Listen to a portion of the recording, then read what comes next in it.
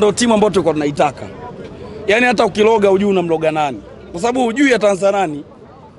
Kwa si timu yetu ndio tulikuwa tunataka iwe hivi. Yeyote anacheza, sio mchezaji mmoja akiumia, inakuwa story kubwa kuanzia siku 2 kabla ya mchezo.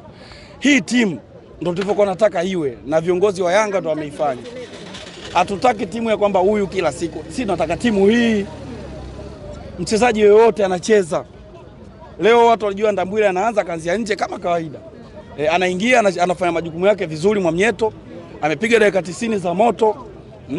Lakini hakuna story. Baka leo hajacheza. Kwa hiyo hii timu ndio inavyotakiwa iwe. So timu ya hata upande wa pili wanakuwa wanaijua. Timu haijulikani. Lakini magoli unaofunga yote matatu kama ni mepesi hivi. Mepesi, mechi 2 magoli 6 hayo. Hii ya Champions League 3 na hii hapa 3, si haturuhusu magoli. Hivi unajua Yanga katika michezo ambayo tumeicheza mpaka sasa tumeruhusu bao moja na hilo moja tumejifunga sisi.